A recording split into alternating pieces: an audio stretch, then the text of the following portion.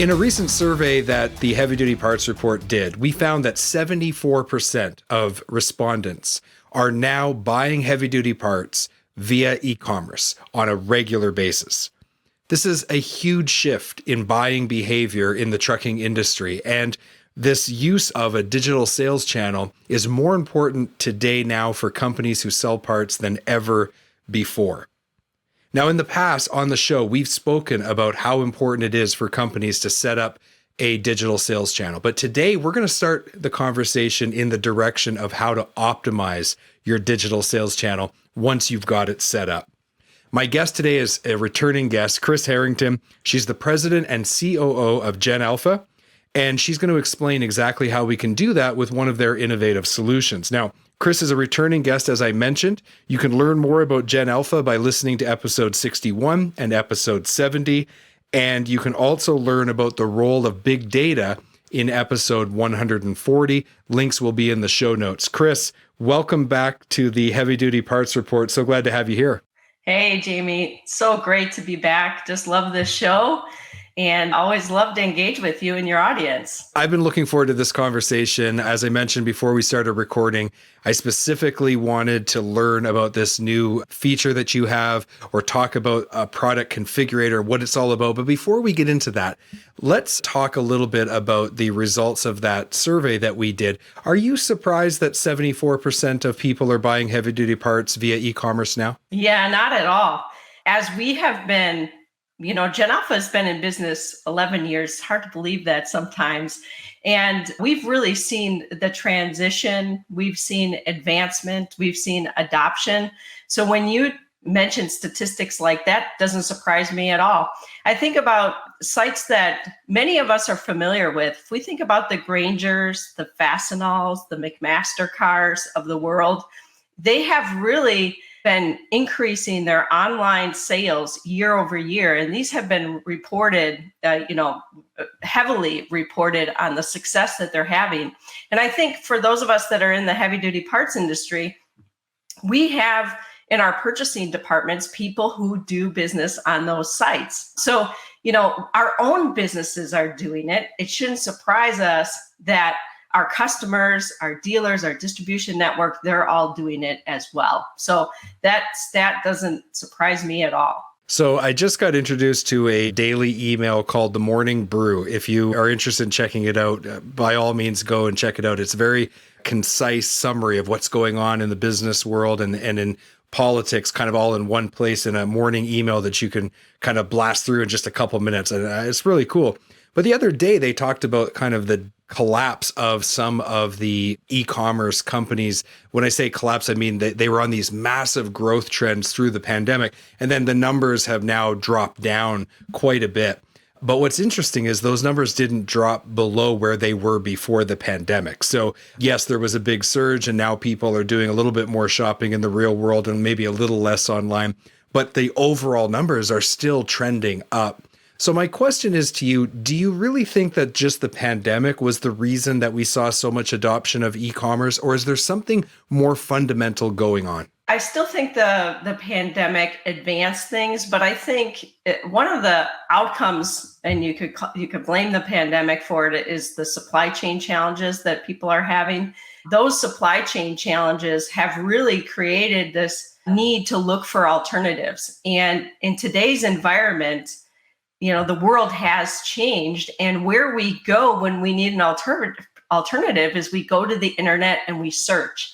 I think what really has changed significantly is the way we search for information. And that search for information brings us into these other environments. Sometimes you get to a solution that is an e-commerce site.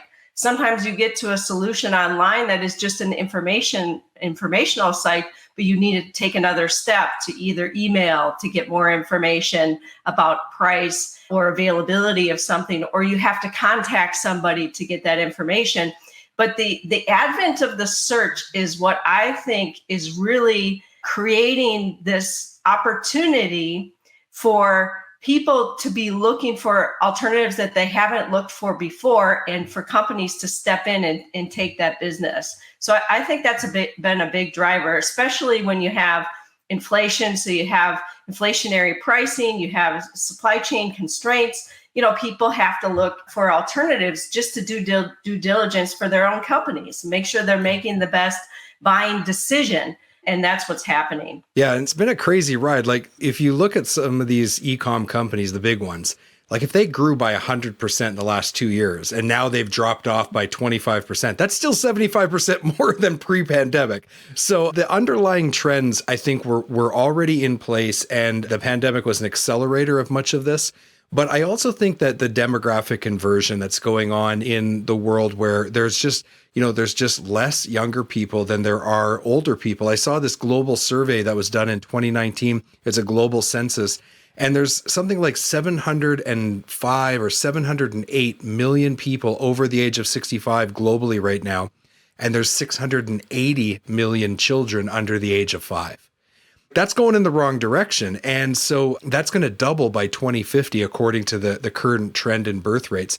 What that means is that as people retire, the younger people who are left behind, there's going to be fewer of them. They're going to have more to do. And so that's a big driver in buying behavior. You're going to go where it's easy, and you're going to go to people who offer you a solution that's going to make you more productive. And so e-commerce is going to play a big part of that. And so there's a lot of these big macro things that are going on globally that are driving the behavior of B2B and B2C buyers in industries up to and including the trucking industry. Yeah, and I'm so glad you brought that up, because I'm fascinated by the whole digital native versus, native analog.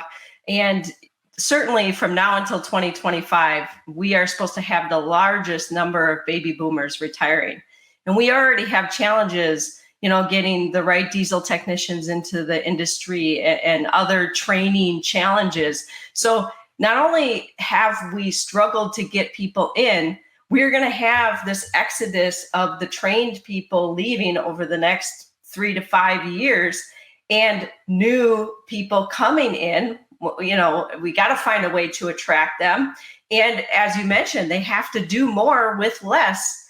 And, how are we going to do that? These people like to use their phones. They like to use technology devices.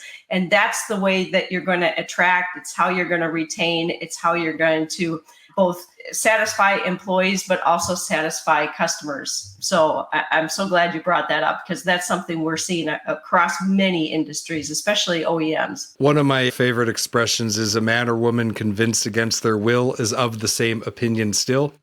So we're not going to spend any more time today trying to convince you that this is a lasting trend and that digital sales channels are very important. Let's move on. The people who do want to use a digital sales channel, or maybe need to because of the work environment they're in and the lack of experienced people that are around them, what are they specifically looking for to make it a great buying experience? Let's start there, and then we'll talk about how to optimize that experience after the break. I think about, in this industry, really what they need is the safest place to identify what they're looking for. So, we can talk about they want it fast, they want it easy, right? But they really need accuracy. So they want to be able to search by a VIN, or they want to be able to search by a part number that might be on the component that they've taken off of the truck or the trailer, so that they can easily go in and identify safely, hey, this product fits my VIN, it's in my bill of material. And then, of course, they want price, they want availability, they want to be able to certainly order. But then there are all kinds of things that they want after they place the order. They want that status notification of where that order is in the process. They want to be notified when it ships. And they want the ability to quickly come back in and reorder later if they need that component again. So what we're talking about here is some level of personalization. I have a truck, and my truck needs service. So I want to be able to tell you as much as I know about my truck and the components that I need to safely be told this is the product that you're looking for. So those are some of the elements that I really think about when we think about this industry and what people are looking for to drive that great customer experience. We're going to take a quick break. We'll be right back. Don't have a heavy-duty part number and need to look up a part? Go to parts.diesellaptops.com or download the app on Apple or Android to create your free account. Looking for high-quality fuel injection for heavy-duty applications? Having one supplier for fuel injection allows you to better serve customers by providing them with a complete line, which increases your sales and profitability. Learn more at ambackinternational.com/aftermarket. We're back from our break, and before the break, we were talking about the underlying trends that are driving more and more people to use digital sales channels and e-commerce solutions to help them find the parts they need for their vehicles. And we were talking about really what constitutes a good buying experience. So now I want to shift gears a little bit. So for those that sell heavy-duty parts online, Chris, the first big hurdle obviously is getting that set up. But then after that, there's a streamlining process or there's an optimizing process that has to happen. Can you talk to us a little bit about how important that is? Yeah, I would say that, once you make your products available online and you have the product specifications and you have good imagery so people are confident they have the thing that they need, you're mapping back that wear used to the truck that they own or that bill of material for the product that they're maintaining. It's really important that you think about your checkout process, because this is where you lose people really fast. If it's not a streamlined checkout process where the inputs, particularly if you know someone, if you have an account with somebody in a B2B type transaction and you already have them set up in your system, you want to make it really easy for them to still order on account. And if they have a login to your system, default information, like their bill to information, like their different ship to addresses, maybe they have one ship to, maybe they have 50 to 100 ship tos, whatever it might be, make it easy for them to select the things that you already know about them. Make sure that they have the right shipping options. Some people are going to come to your site and they're going to need things very quickly, and your standard delivery time isn't going to work for them, assuming you have the product on the shelf and you could get it out right away that day. There are ways that you can upcharge for things if customers need it quickly and others can wait. So, fees can be added, but you want to give your customers in a very easy checkout form the options that they need to make that process easy. And of course, if they want to buy on account or buy with a credit card, make sure you make that option available. This is where we see the greatest number of people exit e-commerce stores is in that checkout process. So that seamless, very easy and safe, give them confidence. It shouldn't be slow. It shouldn't be spinning for a long period of time. If they have to enter their credit card information, it should feel like standard ways that they enter that credit card information in other places. And it should really make them have a sense of security as they're doing business with you. Because if for whatever reason they exit at that point in time and you've helped them get all the other information, now they can take that information and go look for alternatives in other places. And the world is becoming easier that way. And that's why that optimized checkout process is really important. Yeah, that makes so much sense. So what is a product configurator and how does it work? So a product configurator, and we're pretty excited about this because, as you know, we've been in the aftermarket space for a long time, helping original equipment manufacturers and distributors set up their e-commerce sites.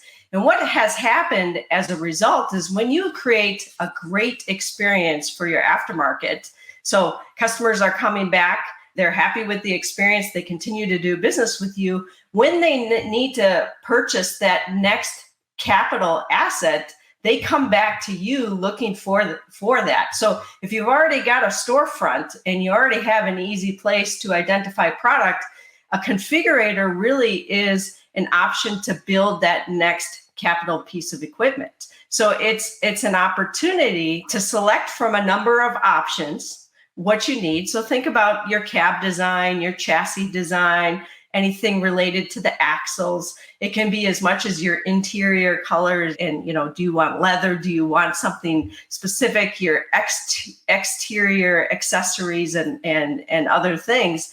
They get to basically select from a variable number of options. And what is stored behind that is a set of rules. So the rules will change according to what is selected. So if you select one cab option, maybe you only have a limited set of chassis options that go with that cab. And that's the way a product configurator is designed, to make it really easy for a user not to have anyone in between, to really get a budgetary quote or even place an order. If it's something that they're looking for the exact same thing that they own, they might even be as comfortable to just check out and buy that new piece of equipment from you. But typically what they're doing is it's a step process in the purchasing of that capital piece of equipment where they're budgeting. So as they're making these selections, visually something's changing. They can see what the options are that they're selecting, and the price is coming up. So if they select one option, they get one price. And if they say, okay, that's higher than my budget or what I think my budget's going to be, they can select a different option, now see a new price. So it really helps them with that budgeting and a variable selection according to what is driving the business need for the purchase. So yeah, our manufacturing and distributor clients have really pulled us into this, because it's not enough in the world of digital to just sell aftermarket components. You're also selling these more complex pieces of equipment as well. I see how that would be used for like a manufacturer of a truck or something.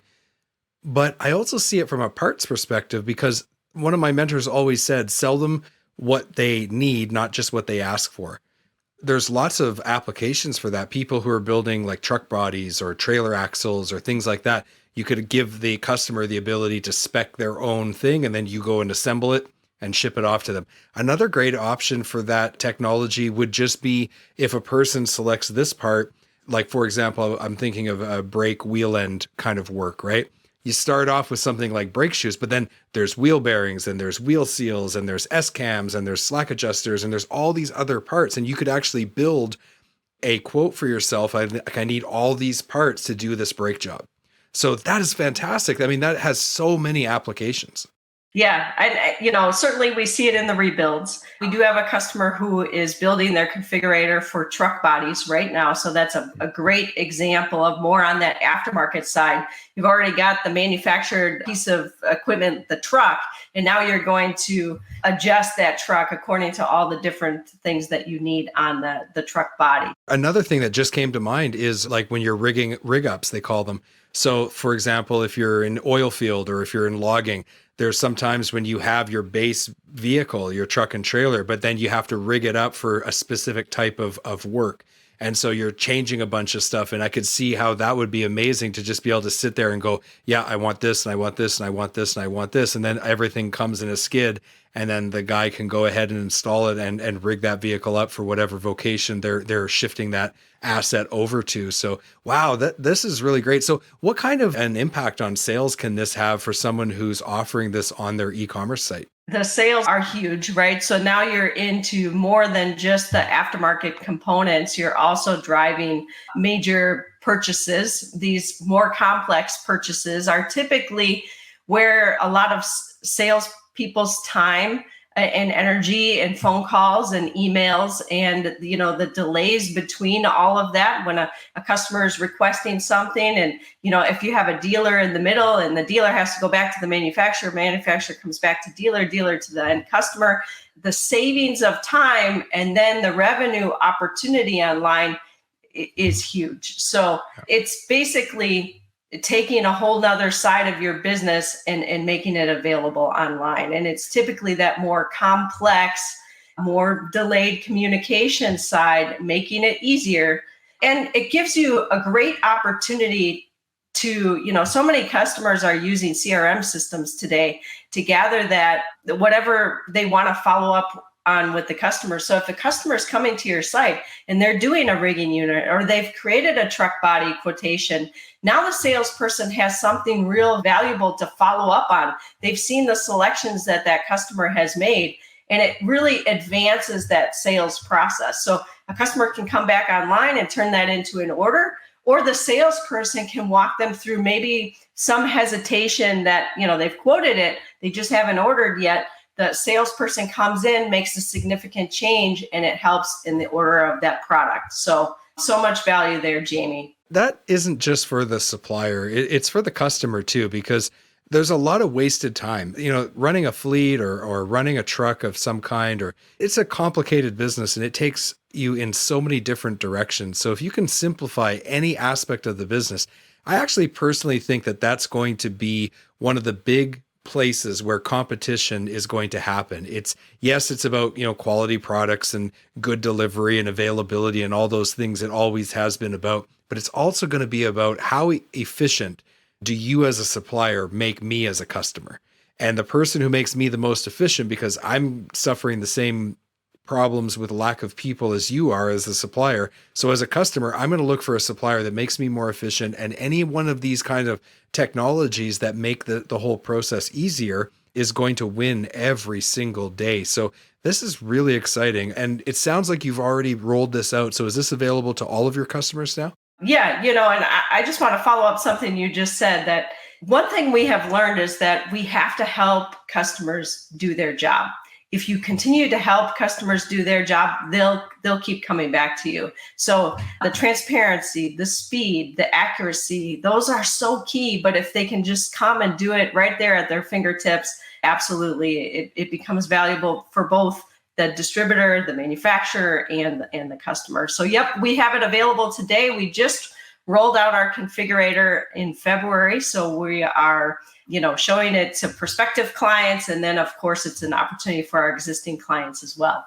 You've been listening to the Heavy Duty Parts Report, and I'm your host, Jamie Irvin. We've been speaking with Chris Harrington, the president and COO of Gen Alpha. To learn more about Gen Alpha and their product configurator, head over to genalpha.com and you'll be able to get information about their entire offering. It is a great company, and I highly encourage you, if you're in the business of selling parts, that you reach out to them. Chris, thank you for coming back on the Heavy Duty Parts Report again. I really appreciate it. Such a pleasure to be here. Thank you.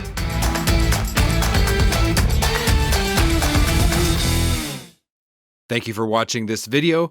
Click here to subscribe to the Heavy Duty Parts Report YouTube channel, and click here to watch another great episode.